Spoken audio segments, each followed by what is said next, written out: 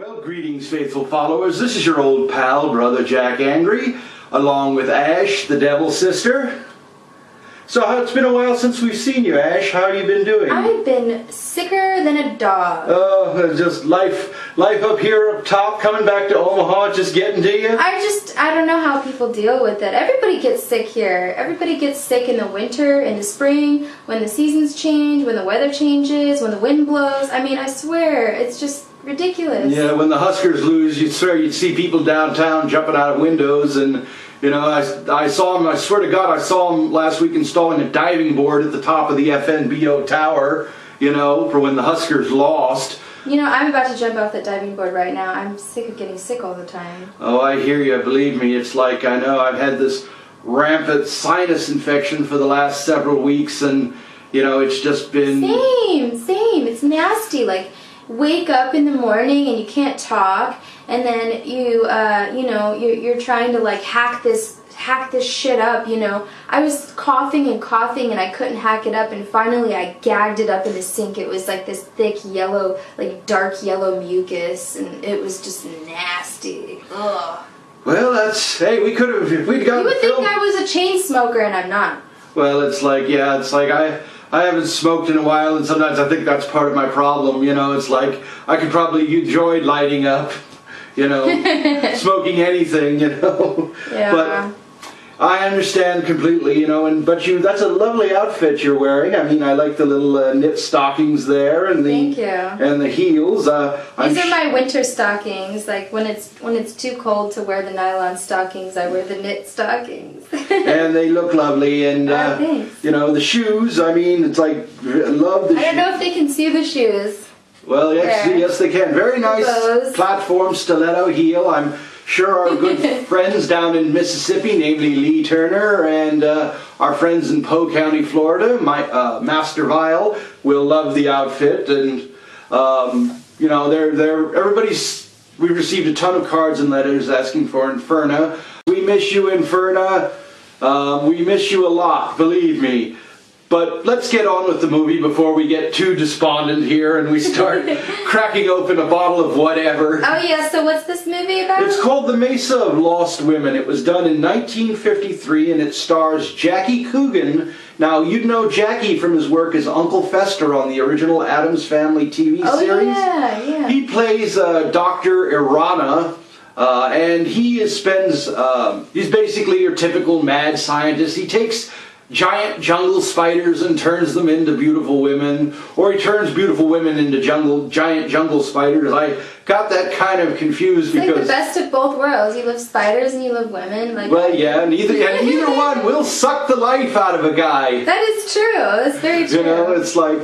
You know, when a beautiful woman gets done with you and a giant jungle spider, you're pretty much a desiccated husk just hanging around waiting for the vultures to come at that dehydrated point. Corpse. There you go. It's like everything you had that made you was just sucked out of you one way or another, and you know, it's pretty much all over but the crying at that point. That's how spiders kill. They kill their prey from the inside out. Yep. They suck up all their blood and their insides, their guts, and then they will eat the outside of the body. They'll just munch on. I used to have pet spiders, so I would watch them. You had pet spiders, gee, now that's a shock.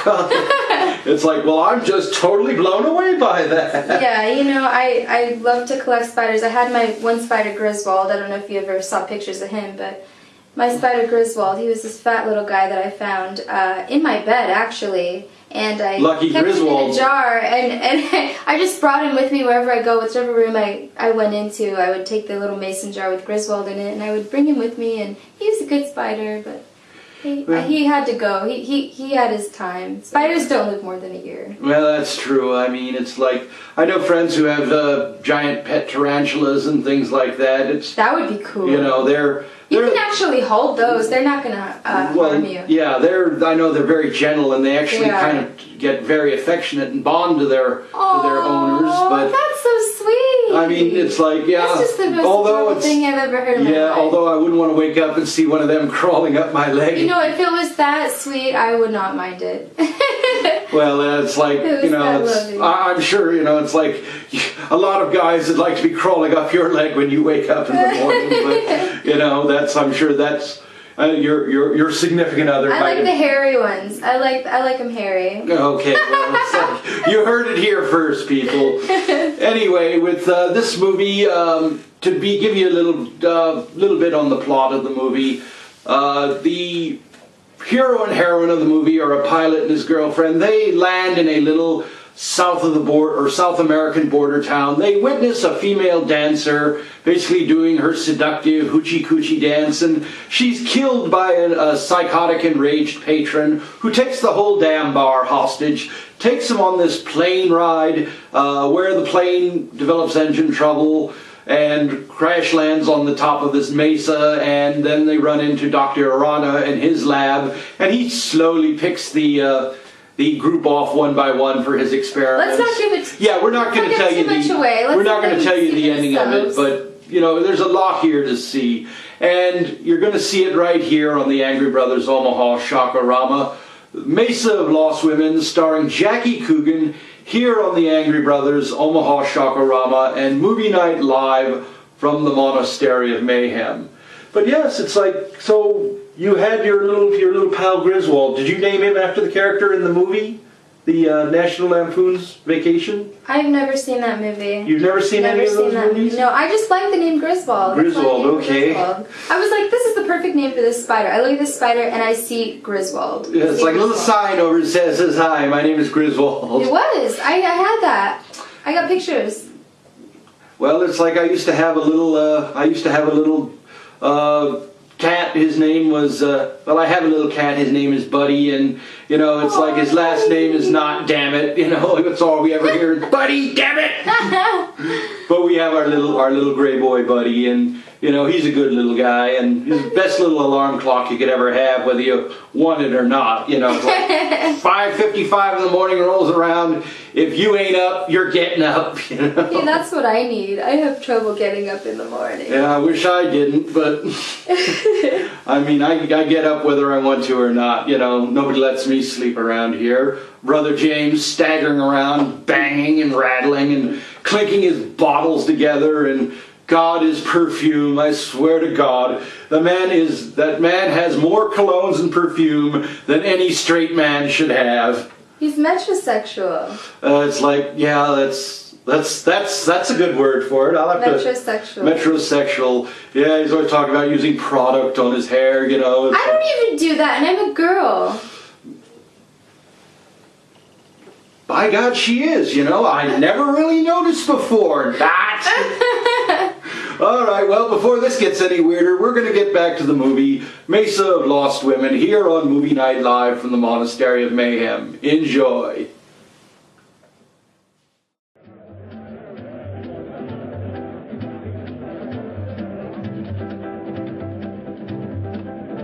Something to drink. Anything tall and cool. Si, senor. We had to come down in this flea-bitten border town. And you would drag me to this dive, this unupholstered sewer. Oh, I find this place rather amusing. Your great Southwest has a certain flavor, no? No. I don't happen to be in the mood for a cook's tour of our great Southwest. If it wasn't for that forced landing, we'd be in Mexico getting married by now. But, my dear, you can't blame me for the motor trouble. Those things will happen to the best of planes. Well, it didn't have to happen on my wedding day. Now you're acting childish, and that's not you. After all, being able to adapt oneself to any situation is the mark of the true sophisticate. I'm sorry. And you're not angry with me? Of course not, Jan.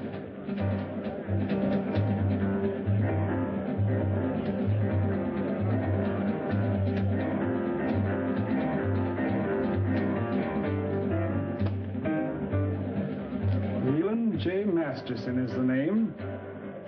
May I? I beg your pardon? May I say you are beautiful, my dear? Very beautiful. And good. It's very kind of you.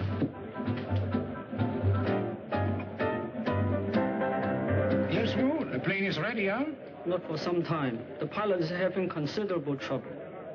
Spend a small fortune for a plane. Hire the best pilot I can get. And what happens? Well, Wu, what are you waiting for? Get back to the plane. Yes, master.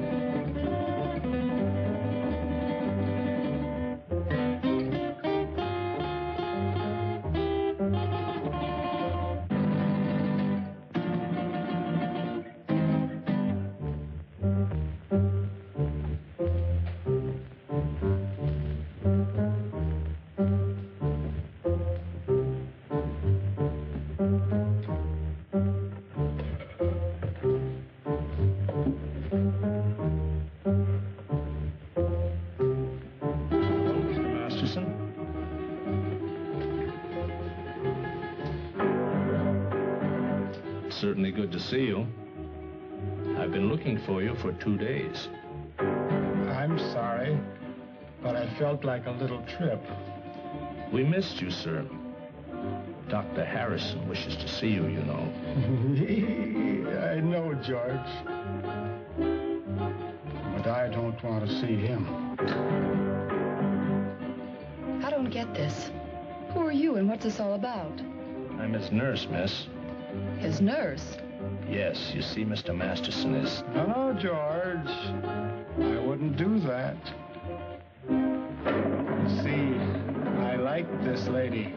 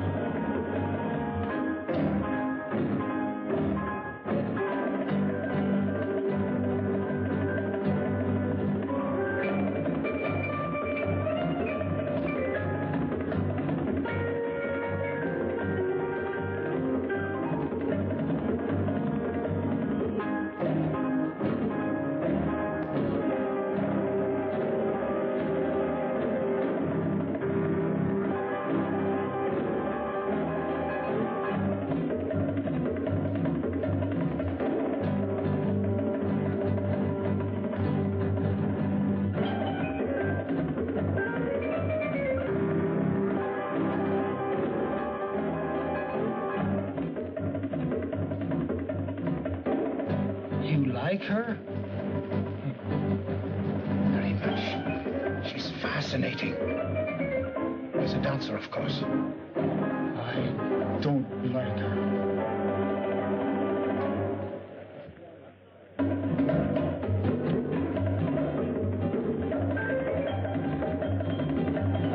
Woman is evil. Tell me, what's wrong? Not now, ma'am. Don't talk.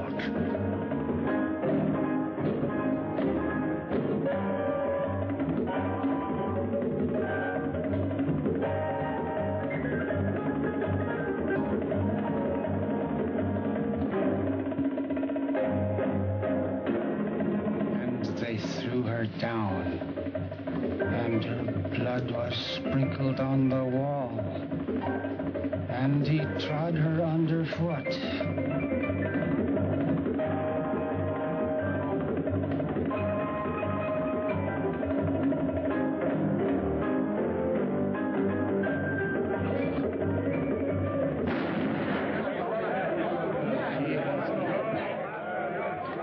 Give me that gun, Mr. Masterson.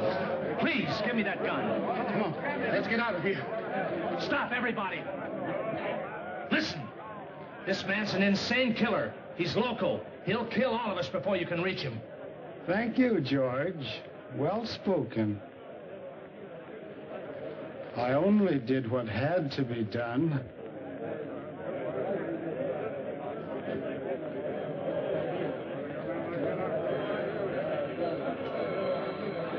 George, don't take another step. This lady is my friend, and nobody shall hurt her. I will kill her first.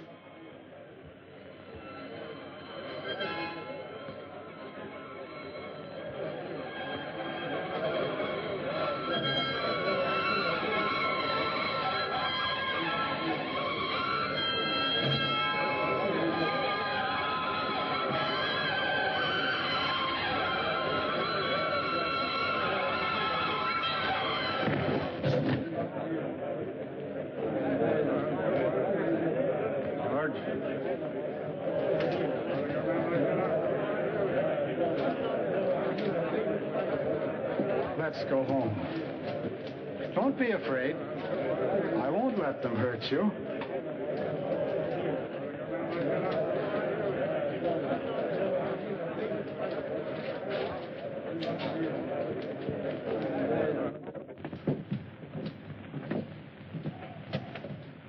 Oh, you brought the car, George. Excellent.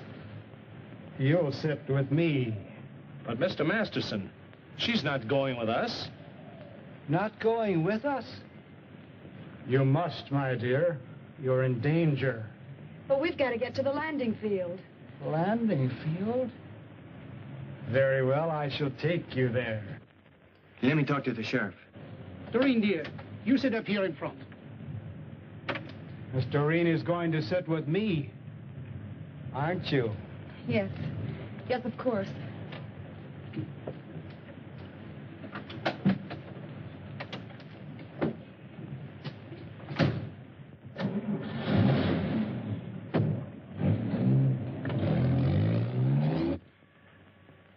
There's a dead woman lying right here on the floor.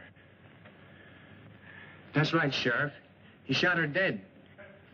No, she's right where she fell. Nobody touched a thing. We...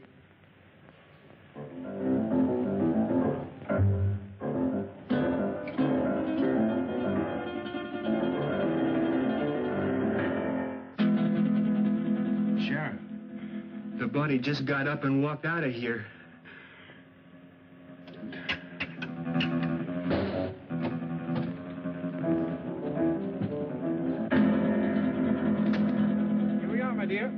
At last. And Phillips seems to be ready for the takeoff. All set to go, Phillips? Sorry, sir, but one of the engines still acting up. Whatever it is, I can't find the part. It's probably nothing serious. Can't we take off anyway? No, sir. I can't take that chance. You're the captain. All right, here we go. All right. 3, 2, 1, go. Well, greetings, faithful followers. This is your old pal, Brother Jack Angry, along with Ash, the Devil's sister. Do you hear the Borg? Yes, I do, and cut. That's the TV. That's my phone. That's my ringtone. Oh. Sorry. All right, well... Someone's fucking calling me. No, I don't need to answer it. I don't know who all right, well, calling me. we'll just start it again. Yeah, here. fuck off. I hate it when people call me. Yeah, it's like, hey, that was weird. All right, 3, 2, 1, go. Well, greetings, faithful followers. This is your old pal, Brother Jack Angry. And Ash. And Ash, the Devil's sister, live from the Monastery of Mayhem, at movie night at the Monastery of Mayhem. Tonight's film is the 1973 classic, children shouldn't play with dead things. I didn't get that memo. I played with dead stuff all the time when I was a kid. Yeah, and I'll bet you did, but I'll bet they died with a smile on their faces. Oh, you're so sweet. Yes, it's like, I could see guys lining up, kill me, kill me, kill me. When I was 5, I don't know about that. Well, yeah, it's like, yeah, we don't want anybody to get the wrong idea. We don't condone that in any way, shape, or form. If you're going to play with dead things, they should be 18 years of age or older. It's like, sorry, this is not the Omaha chapter of NAMLO. So it's like, no, don't condone that any way, shape, or form. Little side note to the news. What was it last week? Fred Phelps, the pastor of the Westboro Baptist Church. Oh yeah. He finally shuffled off this mortal coil, and all we can say is, do you think he's in heaven right now? Not if they've got any kind of admittance policy. Oh my God. It's like, ready or not, Satan, here he comes. Oh man. It's like, and we do want to throw a prop out to our good friend George Takei. He's a good friend of the show. He did ask that people not picket the funeral, and it's like some people, pretty much went along with that. Others didn't. So I imagine they had their fair share of demonstrations and everything. It's like... Well, it's just karma. What comes around goes around. Well, that's true. It is all about just desserts, and, Fred Phelps will get his, and, in the cosmic scheme of things, there's no doubt about that. But it's just a matter of how the rest of us choose to conduct ourselves, and, I wouldn't go picket somebody's funeral, but if somebody else wants to, that's their deal. Well, it's like when I finally go, and which I'm sure some people are hoping is tomorrow, but sorry, you red-haired bastard, it ain't gonna happen. Sorry, I'm gonna be here for a long, long time to come. Unfortunately. Yes, it's like, I'm sure a lot of people are saying that. But anyway, when I go, I want to be buried, with my arm sticking straight up in the coffin doing this, or with my butt facing up and a big sign that says, kiss this, But then I'm just weird. They do call me Jack Angry after all. So anyhow... Sometimes I call him Jackass. Yeah, Jackass, Jackwad, Jackhole. Jack off. Yeah, you've pretty much called me everything that there is under the sun. Yeah. Yeah. But anyway, speaking of sun, a good deal of this movie takes place at night. And that was done actually by the device of the filmmakers, who wanted to give the movie a very surreal, very kind of 1960s horror vibe, but they kind of missed it because where the soundstage that they were shooting on was completely indoors, and there was, if you look on some shots, you'll see the backgrounds, and if you look real hard, you can see like the studio walls in the background, and support beams, and things like that. This film was not high on technical values, but the crew was high on something else, I've heard. Oh, well, that would explain a lot of things. Yes, it's like one of the, so speaking of Fred Phelps and George Takei and all that, this film actually was one of the first horror films to feature positive gay male role models. Wonderful. In the form of 2 actors who were dressed as zombies. That's something that was unheard of in the 70s. Yes, exactly. In the 70s, it's like, the gay was still considered way deep in the counterculture. Wasn't it still considered a mental illness at the time? I believe up until the early 90s, gay homosexuality was considered as a mental illness. I know people who still consider it a mental illness. Well, yes, it's like, well, we've cut down that tree, but let's face it, the roots go really deep. So they're not there yet as far as getting equality and everything. Gay activists, I know several of them. People like George Takei, Not George Takei. George Takei. George Takei. Takei. Original Star Trek series. Yes, Sulu. Sulu was a flamer. Who knew? Well, wait a minute. We all did, but that's okay. We love him anyway. I had the pleasure to meet George Takei at a convention here in Omaha probably about 25 years ago. Did you really? Yes, I did. I stood in line for like 4 hours to get his autograph. Wow. By the end of it, he's so cool. Yes, he is. I follow him on Facebook. He's hilarious. He's a great guy. Great guy. But we're going to get started here with the movie Children Shouldn't Play with Dead Things here on the Angry Brothers Omaha Shockorama. So enjoy. Enjoy. 3, 2, 1, go. That's great. We'll cut out the bit with your phone, you know, it's like...